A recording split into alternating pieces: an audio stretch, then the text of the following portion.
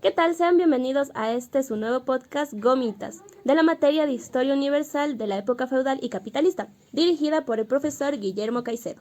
En esta ocasión me acompañan mis hermosas compañeras y grandes amigas, Nayeli Chasi y Sandra Velastegui. ¿Cómo están? Hola, yo me siento muy emocionada y conmovida por este gran tema que vamos a tratar el día de hoy. ¿Tú qué opinas, Naye? El tema al hablar en nuestro podcast es la Guerra Fría y el colapso del bloque socialista.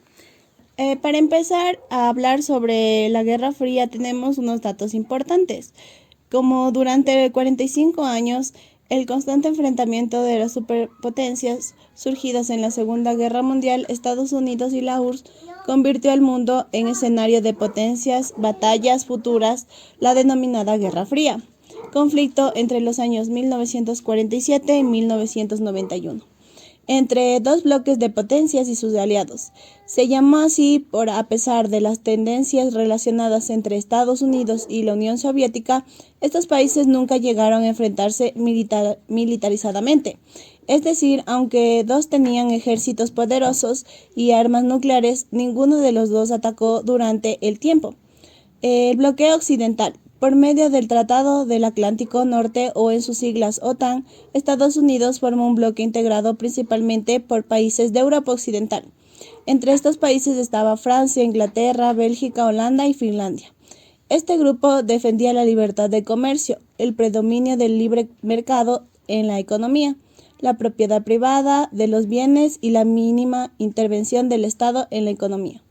Además, el bloque occidental se respaldaba en la doctrina Truman, que tenía como función evitar la expansión del comunismo, y el Plan Marshall, que impulsaba la reconstrucción financiera de países como Francia, Alemania e Inglaterra. El bloqueo oriental. La Unión Soviética, junto con otros países de Europa Oriental, realizaron el Pacto de Varsovia, donde se defendía la desaparición de la propiedad privada, de las clases sociales y el mercado. Entre sus integrantes se encontraban Checoslovaquia, Yugoslavia, Polonia, Rumania y Vietnam. Este bloque también propuso el control de la economía por parte del Estado y apostaba por un sistema político del partido único. ¿Tú qué aportas, Siboney, a este comentario? Yo aportaría que el legado de la Guerra Fría se mantiene vivo en lo que sería la sociedad actual. Está claro que es la victoria del capitalismo sobre el comunismo.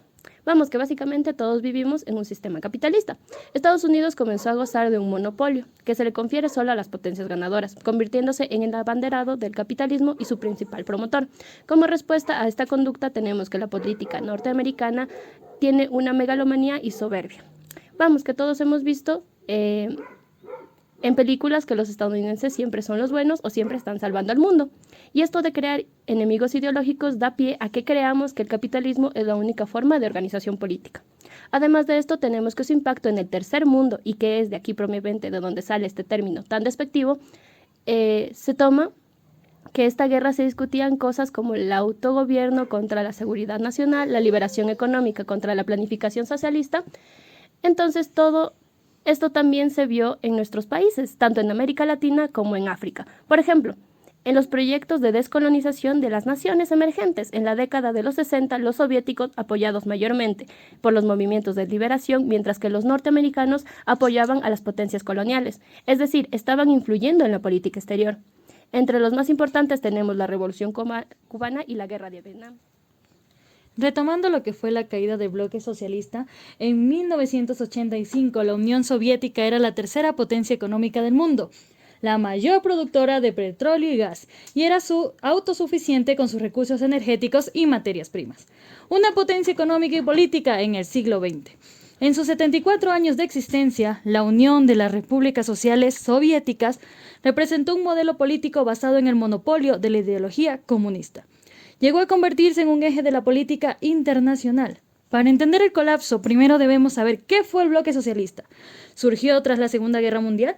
Este bloque reunió a países liderados por la Unión Soviética bajo el sistema socialista marxista. Su misión, construir sociedades sin clases, mediante economías planificadas y la propiedad colectiva de los recursos. Durante la Guerra Fría, el bloque socialista se convirtió en el principal competidor del capitalismo, liderado por Estados Unidos. Su influencia abarcó no solo la política, sino también la economía, la tecnología e incluso el arte y la cultura. El bloque socialista dejó su marca en diversos aspectos. Fue pionero en la carrera espacial en 1957. La URSS lanzó el primer satélite, el Sputnik, y en 1961 Yuri Gagarin se convirtió en el primer humano en viajar al espacio. A través del Pacto de Varsovia y el Consejo de Ayuda Mutua Económica, el bloque intentó consolidar su influencia económica y militar. En África, Asia y América Latina, el bloque respaldó movimientos de liberación nacional y gobiernos socialistas como el de Cuba y de Vietnam. Pero, ¿qué llevó al colapso de un bloque tan poderoso? ¿Fue un proceso complejo, marcado por crisis internas y factores externos? Las reformas de Gorbachev y el inicio del fin en 1985. Mikhail Gorbachev accedió a la Secretaría General de PCUS y tomó las riendas de la Unión Soviética. Inició un proceso de reconstrucción o perestroika, que en vez de sanear el régimen, supuso el principio del fin y 6 años después cayó el comunismo soviético. Perestroika y glasnost, cambios que llevaron a la caída de la Unión Soviética. La economía soviética estaba estancada. Fue una situación lo que llevó a Gorbachev a iniciar reformas para solventar la poca efectividad económica, la caída demográfica que estaba sufriendo la URSS y el atraso tecnológico que afectó el ámbito militar y por los Estados Unidos tomó la delantera en la Guerra Fría. La pérdida de apoyo popular y el fracaso del golpe del Estado, la glasnost, la transparencia por parte del gobierno para localizar los fallos del sistema. Esta transparencia y la libertad de prensa lo que llevó fue a reivindicaciones y protestas contra el gobierno por la mala situación que se vivía, culpa de su gestión centralizada. Las repúblicas soviéticas afirmaban que eran víctimas de la explotación rusa. Se inició un proceso de democratización de la URSS. El camino hacia la independencia de las repúblicas soviéticas. El 9 de noviembre de 1989 se produjo la caída del muro de Berlín, todo un símbolo de la Guerra Fría y el comunismo soviético. Gorbachev permitió que los políticos soviéticos de Europa evolucionaran con independencia, una medida que los más conservadores vieron como cuestión a los intereses de Estados Unidos y Occidente.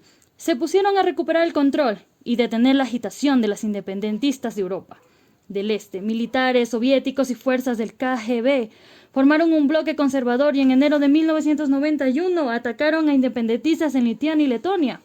Las muertes producidas por esta representación violenta fueron asociadas por Gorbachev. El líder soviético perdió la confianza del pueblo y la tensión explotó con un golpe de Estado de los conservadores, que apartaron de poder de Gorbachev. Sin embargo, las intenciones de los golpistas fracasaron. El tratado del 8 de diciembre de 1991 se firmó un tratado reconocido, una organización supranacional de las repúblicas soviéticas independientes. Así fue como el 8 de diciembre de 1991 dejó de existir la Unión Soviética y el 25 de diciembre Gorbachev pronunció un discurso de disminución, retransmisión por la televisión en todo el mundo. Gorbachev firmó el final de la URSS con un producto europeo prestado por estadounidenses. ¿Y qué quedó del bloque socialista tras su colapso? Su legado es complejo y contradictorio. En lo positivo dejó avances en educación, salud pública y ciencia. También alimentó debates sobre justicia social y alternativas al capitalismo. Por otro lado, su caída dejó una transmisión dolorosa hacia economías de mercado en Europa del Este marcadas por crisis sociales y desigualdades. Hoy movimientos socialistas y progresistas alrededor del mundo se inspiran en parte en los idealistas del bloque. Aunque adaptados a nuevos contextos, el colapso del bloque socialista marcó el fin de una era y transformó la política mundial. Aunque su modelo tuvo fallas profundas, también planteó preguntas sobre cómo construir sociedades más equitativas. ¿Es posible un mundo sin clases? ¿O estamos condenados a repetir los errores del pasado? Esto ya queda para ustedes, estas hermosas preguntas. Ha sido un largo recorrido el que hemos realizado, y podemos concluir que la Guerra Fría abarca un periodo aproximado de 40 años, donde la fragilidad de la paz era latente, y que la sensación de una guerra estaba a una acción de distancia, pues la fabricación por parte de la URSS y de Estados Unidos de armas atómicas no dejaba indiferente a nadie, además de presenciar un cambio en lo que serían las políticas externas, que terminarían afectando a la política interna de varios países, especialmente Latinoamérica, África y Asia, generando conflictos sumamente dolorosos. Muchas gracias a todos aquellos que llegaron hasta el final. Muchas gracias a mis compañeras Siboney y Sandra por acompañarme en este viaje a la historia. Nos vemos en un próximo episodio con más información. Bye. Pocas gomitas. Yo soy tu gomita.